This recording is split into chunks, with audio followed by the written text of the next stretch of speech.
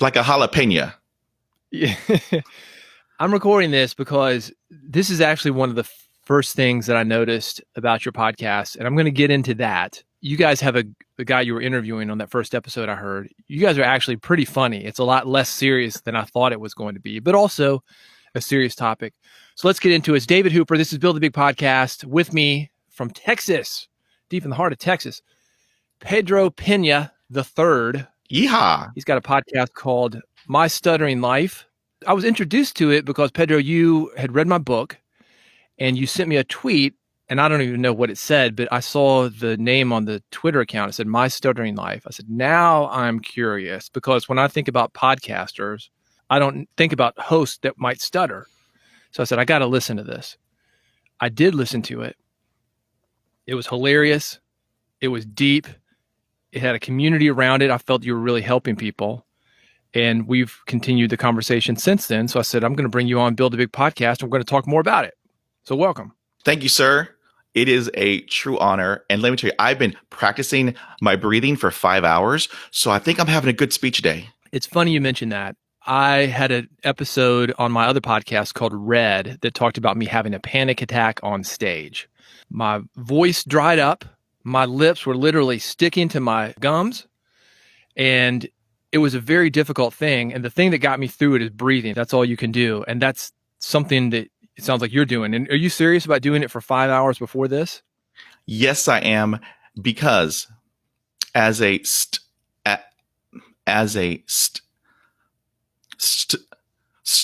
stutterer, oh, those S's, that the letter S is my nemesis, just FYI. But as a person who stutters, I have to work 5 times harder than everyone else because of there are many words that I cannot say, and there are many letters that are very difficult for me. For example, the letter so an H. I have a hard time with my H's, and for those who know me and who call me, if they call me and if they hear a lot of heavy breathing, like they know to not call 911 or to file a police report on this heavy breather. Stalker. Right. They know it's just Pedro with the H problem, but it's okay because they wait very patiently, which I'm very grateful for, until I can finally say hello 5 hours later. No. And then we start the conversation. So, Well, something that I think is funny, before I started recording the session here, and this has happened in email. We've never talked in person before, but you're always calling me sir. You've got a military background, and then you're telling me that S is your nemesis, but you were calling me sir, just like it was, I guess you got a lot of practice in the military with that one. You are correct, because I joined the U.S. military in 1990. And so that was like a long time ago. And so they drill it to you, but I had previously the skills and training from my upbringing. Yes, sir. No, sir. Yes, ma'am. Please and thank you. You're a good Southerner. Yes, sir. And so I had an easy time with that part of the military, because I had already acquired those skills many, many, many years prior. I want you to define, I guess, stuttering. Is that how we would define the speech situation we're talking about? Yes, sir. Stuttering is a communication disorder. Many people call it stammering in the UK and Australia, but here in the US, they call it stuttering. There are 1 million of us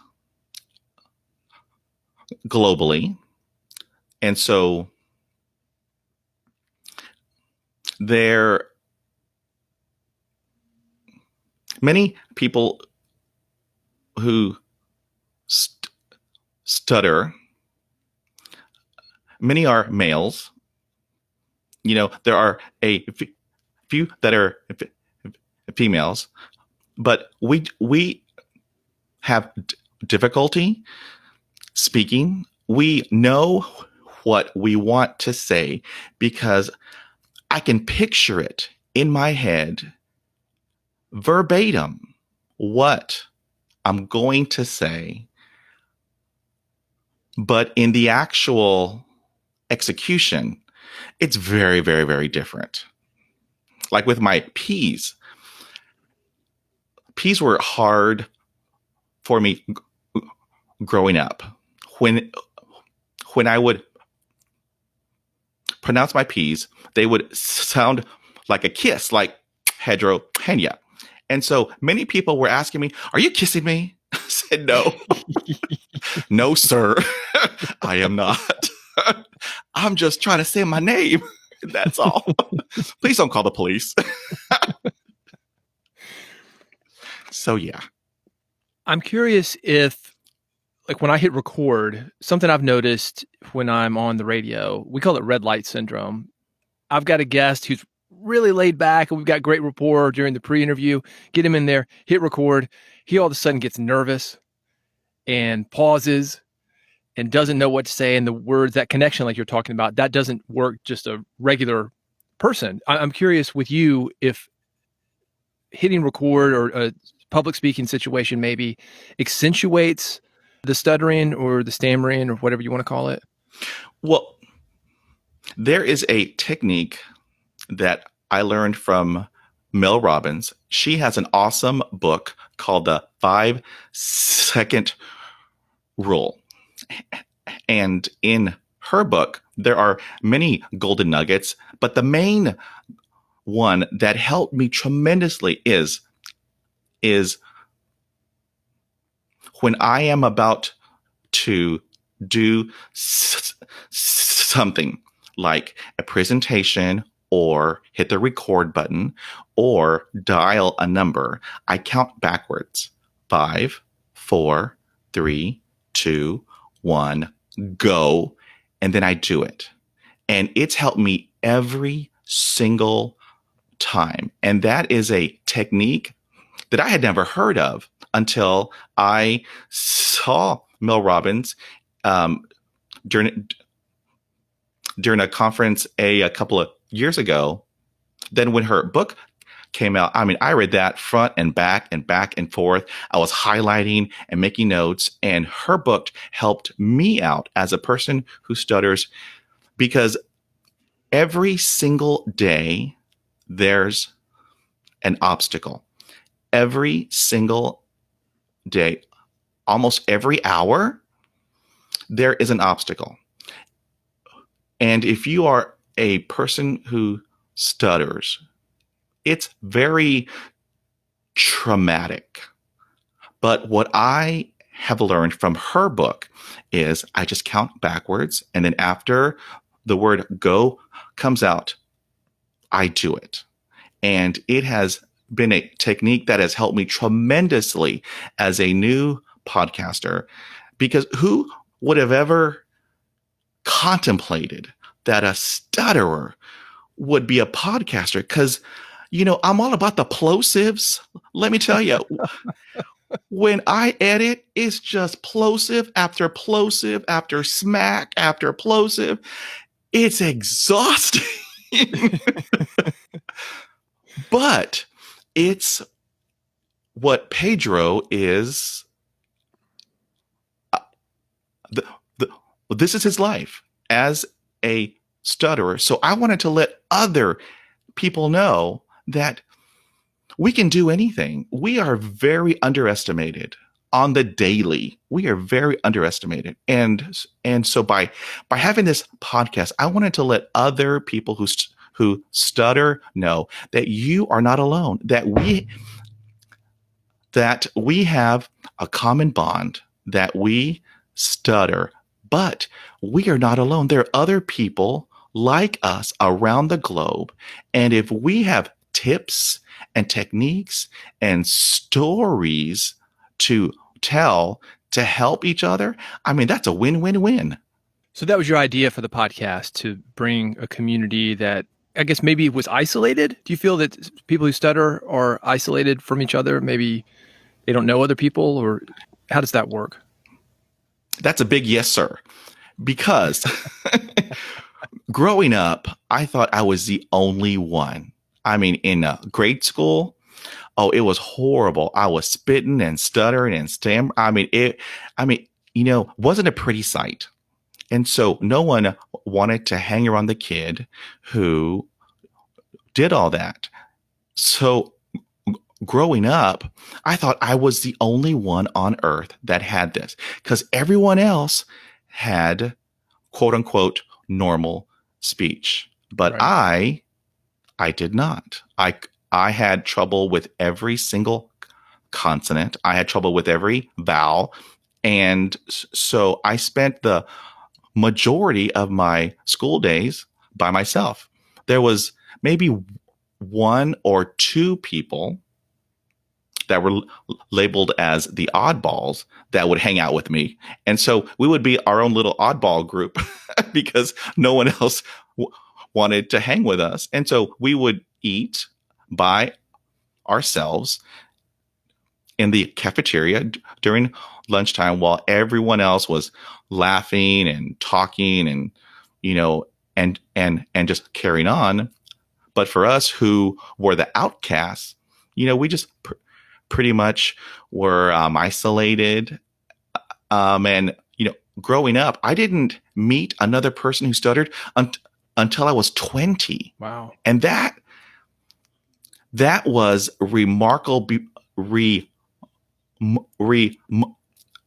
remarkable because at the instant I met this person, I knew that he stuttered because I could see it on his face, because he could not say his name, and God knows I could not say my name, and he wasn't breathing. I wasn't breathing. He was turning red. I was turning red. I'm like, oh, I found one. I found one. And it was awesome because I just held out my hand and said, I know. And that was truly a remarkable interaction, knowing that there were others like me out there. Yeah.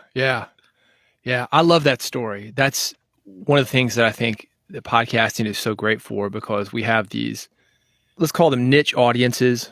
It's not something you're necessarily going to see on television. And it could be you're a hobbyist about something. It doesn't have to be something as maybe medical, such as this, or psychological, or however you would define it. But it does let you know that you're not alone, which I think in some ways brings the world together in the way that other medias cannot do. I'm curious about the fear that you had, if you had any fear before putting this out into the world, because it sounds like you went through a lot when you were younger. I don't know if you get over that or if you kind of worked around it, but with a podcast, you're putting it out there for the world to see, or hear in this case. Okay, let me tell you about the F word. Okay, but the other F word, the clean one. The word fear. As a person who stutters, if we had to read out loud, or if we had to give a presentation, or heck, just even talk on the phone, the fear was crippling. It was paralyzing. I could not move.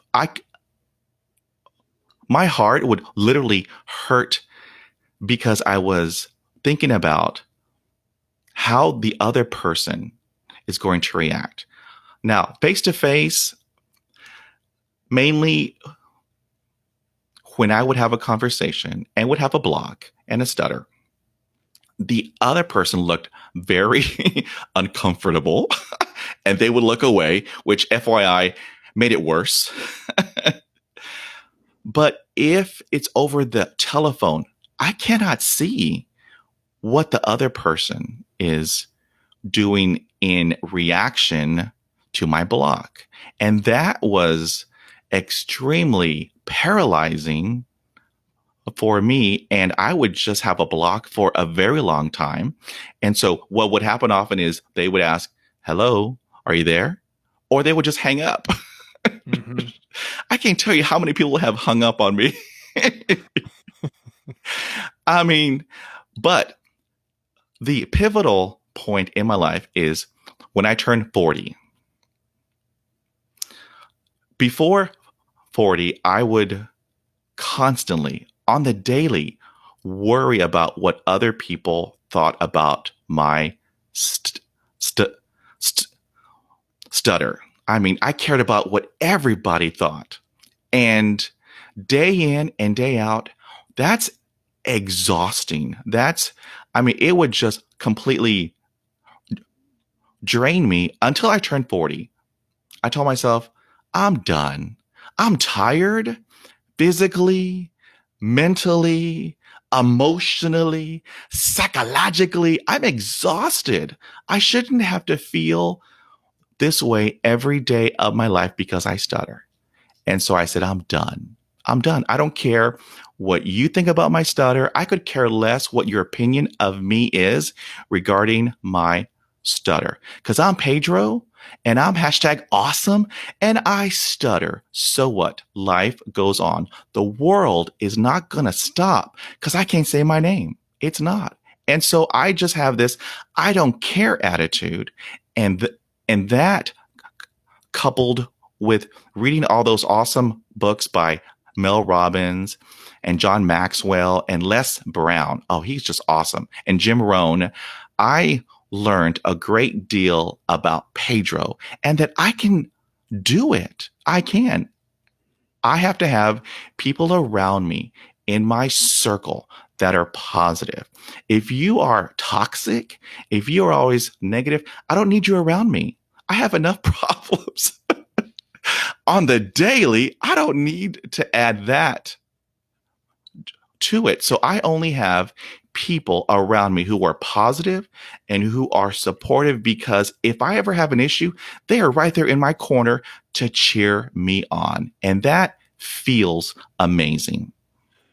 Yeah, I'm going to talk about that because there is a community around your podcast. I know because I wrote about you on the blog on Big Podcast Bulletin. There's been some tweets that go out.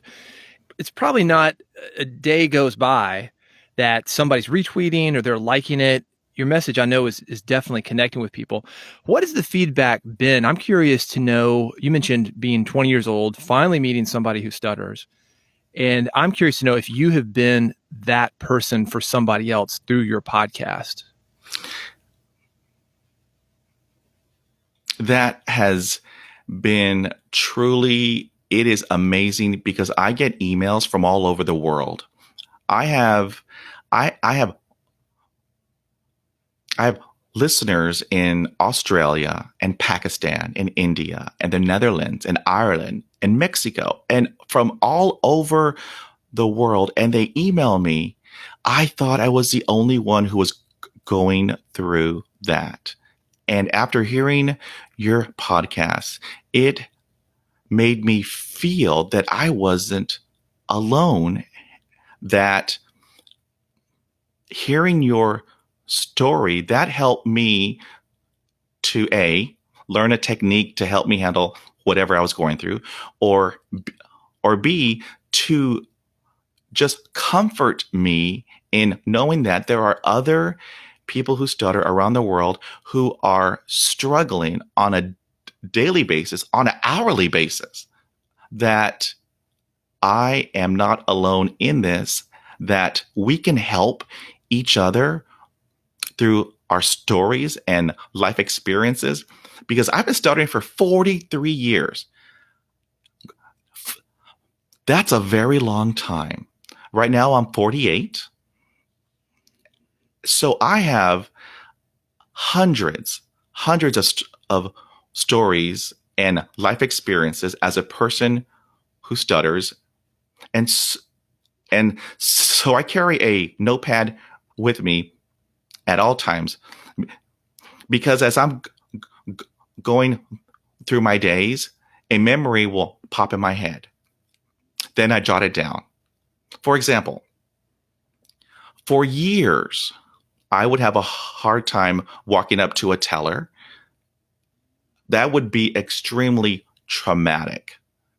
So I learned a crutch. Uh, I would write down on a piece of paper, on a post-it, that I lost my voice, but here's what I need. Da, da, da. That's And very clever. but hold on, Mr. Hooper, let me tell you, that does not work at a bank because They thought you were robbing the place. oh my God, yes. And so I had to tell the security guard, first of all, I couldn't say the word no. I'm like, no, no, no, no, no, no, no, no, no, no, no. I'm not here to rob you. I just want to cash a check. That's all I'm trying to do, but I stutter and I can't.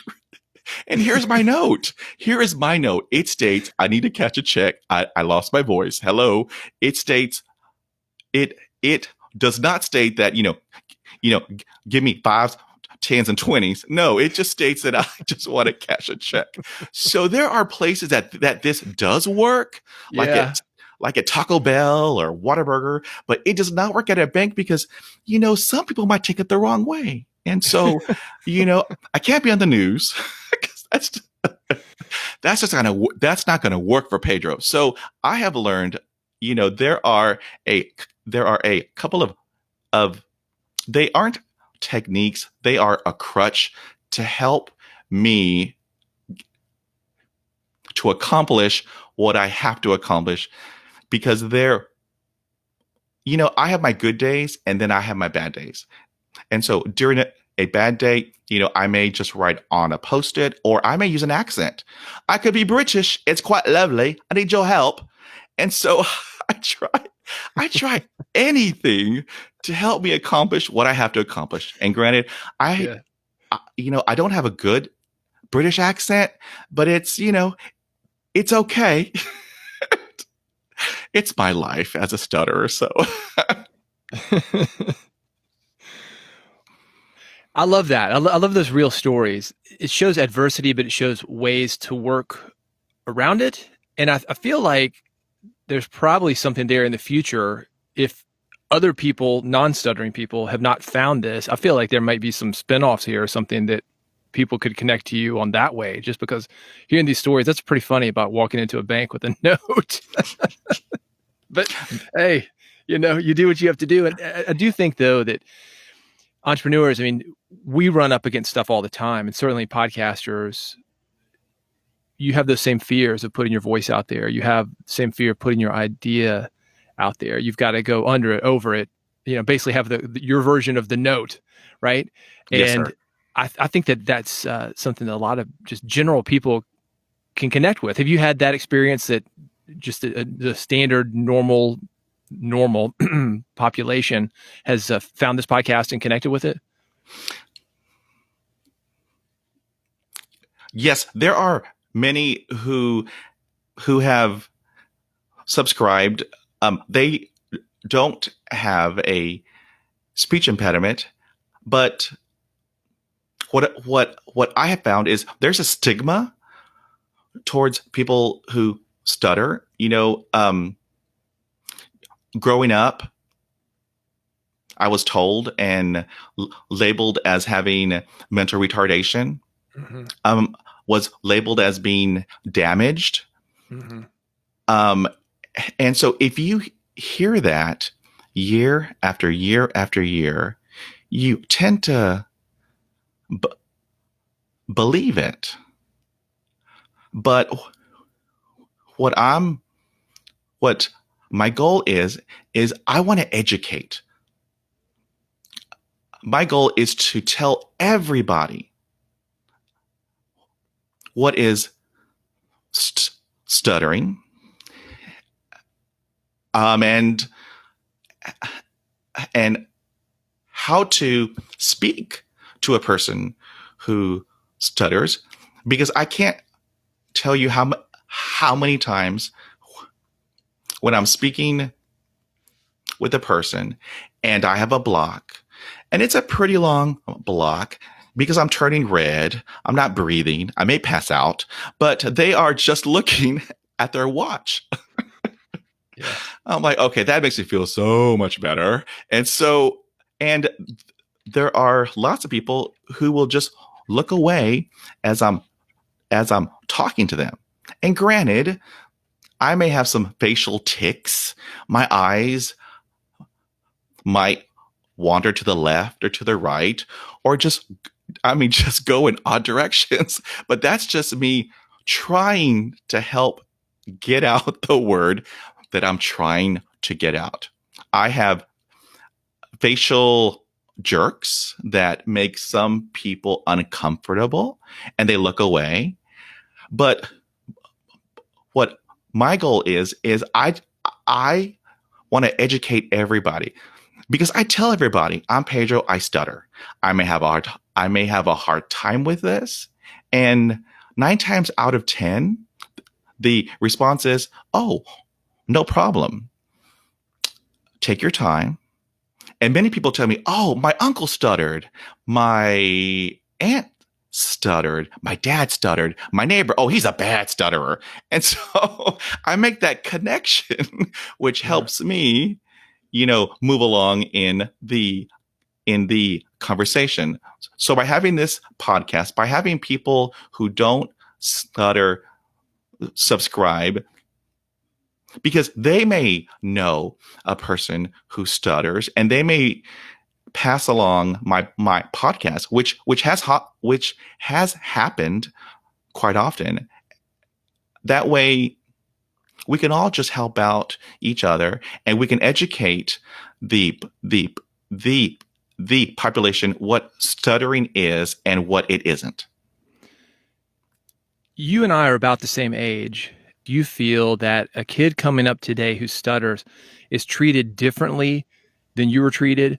And I'll give you an example of that. My wife is left handed. And it used to be that left handed people were made to write with their right hand, use scissors with their right hand, use something that was completely opposite of what they naturally wanted to do. We know better now that left handed people are not whatever, nothing wrong with them.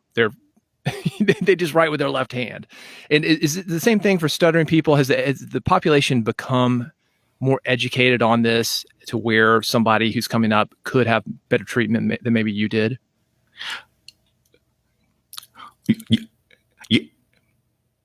Yes, sir, 100%. Because when I was growing up, you know, granted, I think we are the same age. We had rotary phones, if you can remember back in the day. We didn't have YouTube back in my day. We didn't have growing up, we had no internet. This was during the 1980s. My first home computer was a Commodore 64. Yeah, yeah. We guys our age. That me too. That's Yes, that's how we learned. Yep. no internet. We had no Twitter. We had no YouTube. And so nowadays, it is wonderful that I see on YouTube all these young kids. And so I'm talking young, 6 years old, 8 years old, that have YouTube channels and they stutter. When I'm watching their YouTube videos, I can easily relate and go back into my memory lane. When I was their age, we had the same obstacles, the same difficulties, but now we have this social media, we have YouTube that is global, helping other people who stutter, because we are making connections via that medium. And that is truly a remarkable milestone. I met somebody through you, or through maybe following you, or I saw you had an interaction. I hope I'm pronouncing this name right. Danielle Rossi out of Canada. Right. Hey, Yes, sir. Franky Banky is the username. And I don't know if it's a he or a she. I did Danielle. So apologies on that. This is how little I know. But it has this cartoon called Hey Franky Banky, and I think that he's a fox. Is he a fox who stutters? Maybe. Anyway, had this artwork, and I got it from my office because I think it's such great advice for podcasters. And it's Luke Skywalker and Darth Vader, and Darth Vader has a stutter. Darth Vader is saying, Luke, I am your f. And Luke is trying to fill it in. He's like, friend? Foe? And then finally, Darth Vader comes out with it and says, Father. And Luke says, wow, I didn't expect that. And I thought that was such great advice for podcasters because all too often we jump in when we've got a guest or we're talking to somebody and try to fill in the blanks, or we lead people through an interview and you don't know what you're going to get. And that's when the best stuff happens, when you sit there and you be quiet. That's something that it works for people who stutter. It works for people who don't stutter. I'm curious if there's some other advice that you have learned from your experience as a person who stutters that podcasters in general could take away from.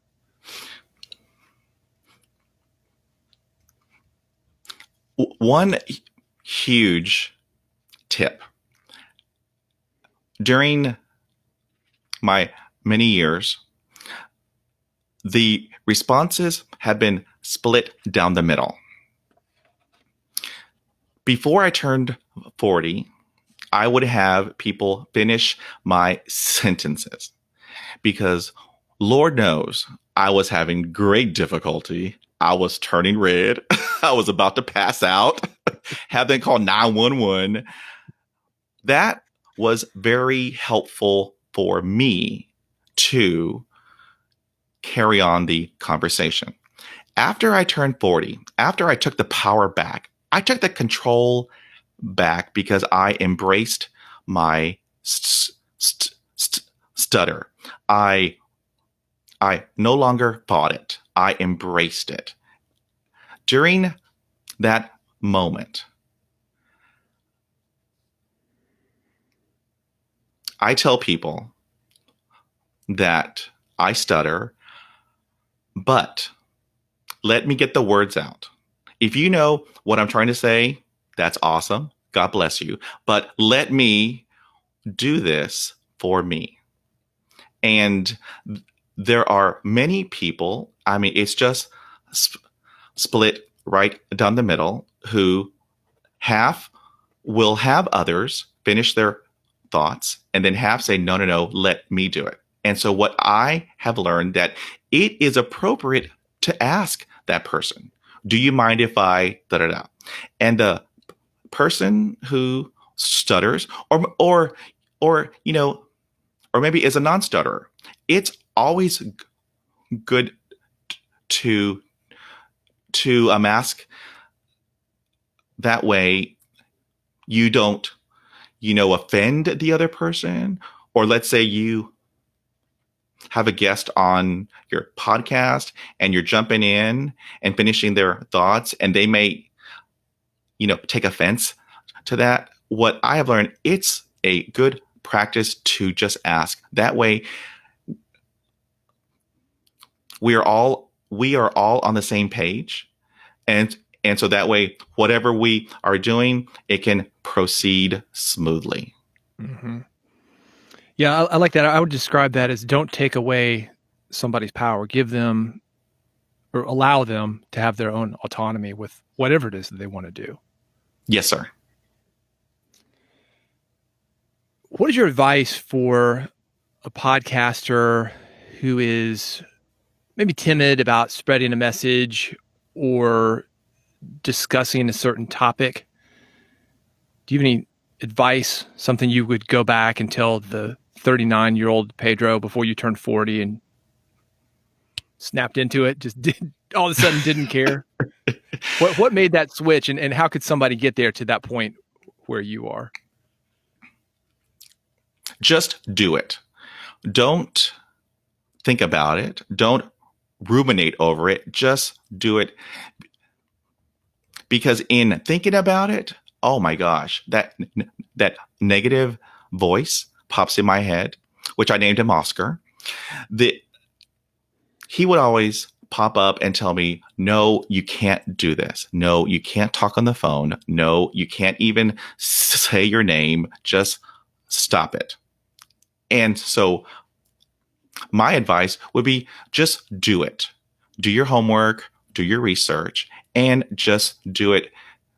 Because if you just put it off, I'll do it next week or next month or possibly, next October, I'll do it. That time will never come because you are giving yourself a way out.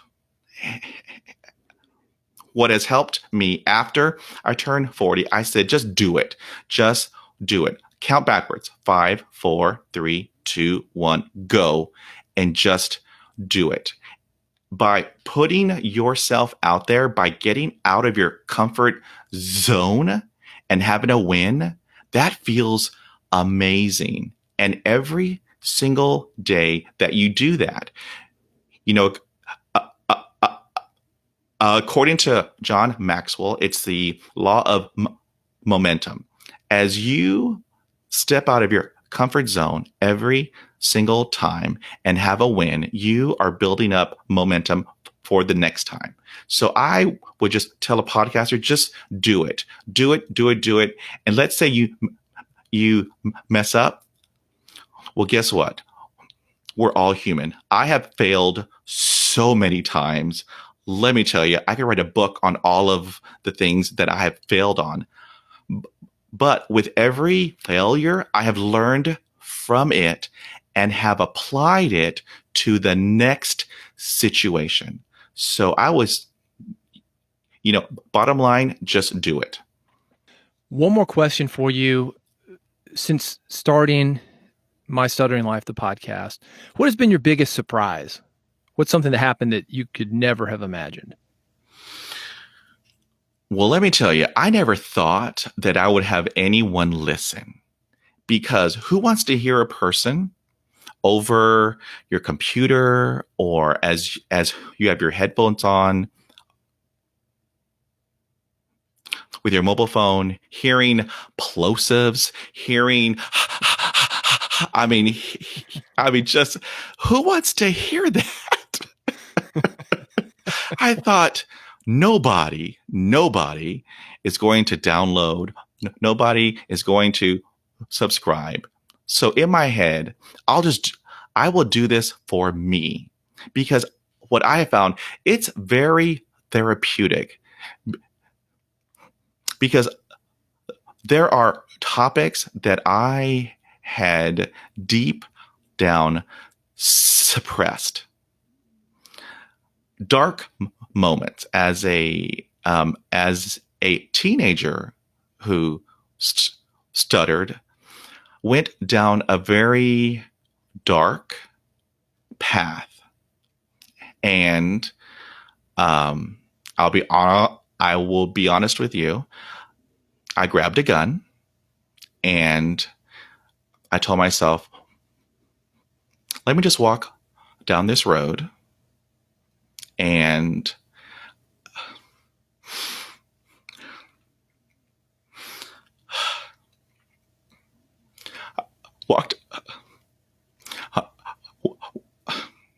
walked under a bridge. And that was where I was going to end it. Had it not been for that homeless person telling me what I was doing, telling me that that was not the answer, and telling me that we all have a purpose on this earth. We are all here for a reason. And hearing that from a homeless person, I don't know how he got there. I don't know, but I turned around and went back home. And had it not been for that one person to tell me that I was enough, by telling me that we're all here on this earth, we all have a purpose. We all have a job to do on this earth. Now go do it. Had I not heard that, I would not be here. Because as a teenager, having a severe stutter, nobody wants to be around you. Nobody wants to hang out with you. Nobody wants to be in your area. And so I was always isolated. I was always alone. And if you are alone, it's very easy to go into that dark place and have those negative thoughts pop in your head. You're dumb. You're stupid. You have mental retardation. You can't talk. You can't do this. You can't do that. Why are you here? And by hearing that homeless person telling me that I was enough, that I mattered, I had a light switch that took me out of the darkness and brought me back into the light. And that was my journey that I still have to live. I have to keep on going. I stutter, but oh well. The other option is not an option. It is not an option. I'm here for a reason. Let me just go on with my life. And so after high school, I joined the military. And then afterwards, I went to college. I have my bachelor's in psychology. I have my master's in industrial organizational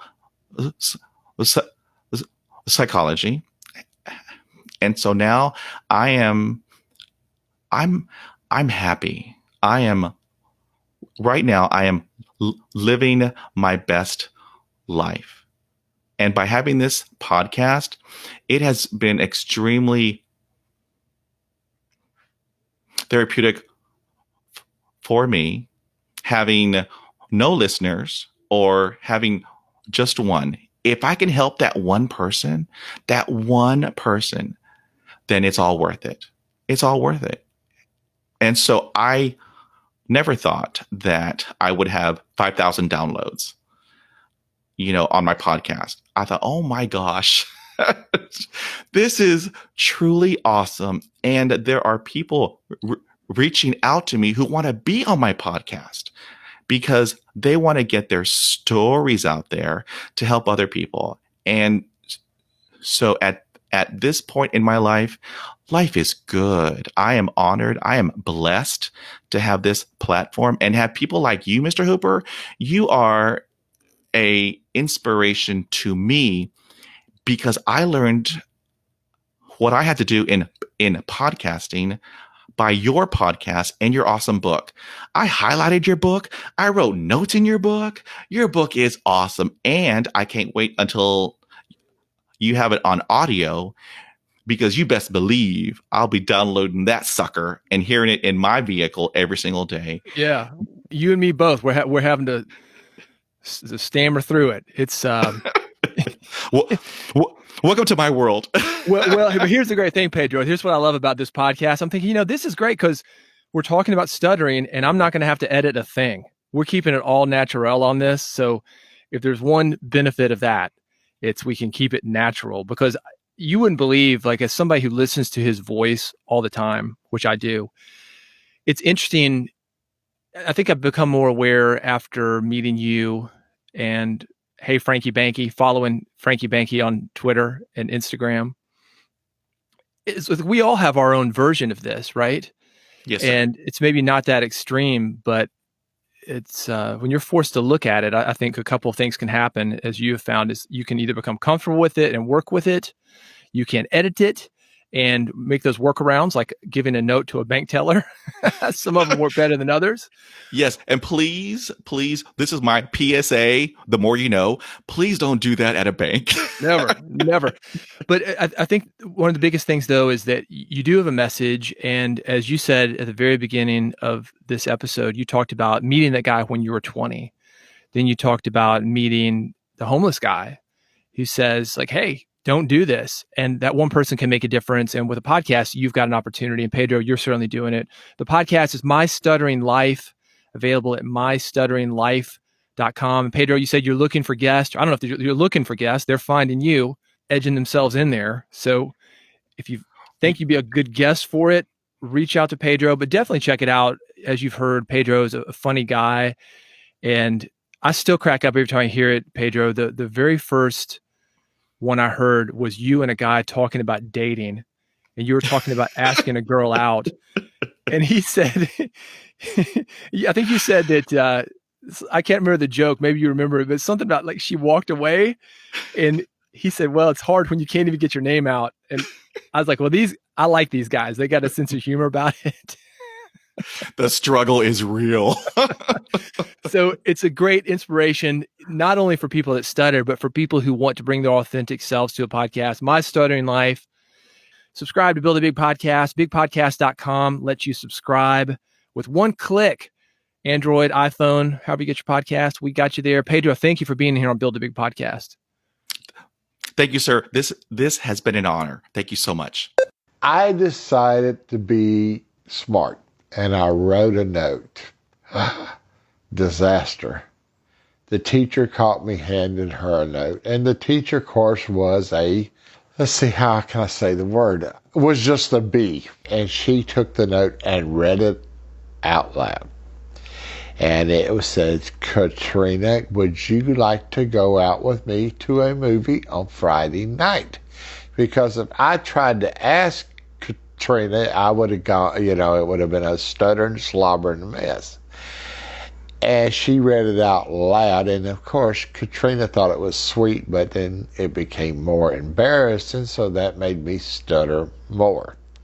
And of course, I turned 40 shades of red, and everybody laughed. And after that, I wanted to throw the teacher out of the third floor window, but I didn't. So That's a felony. I know it was a felony, but this was back in the dark ages and Woodstock era and everything else. So I just put my head down on my desk and I didn't say nothing. So later that day, everybody kind of laughed and just let it go. And Katrina come up and she says, yes, I'll go to this show with you.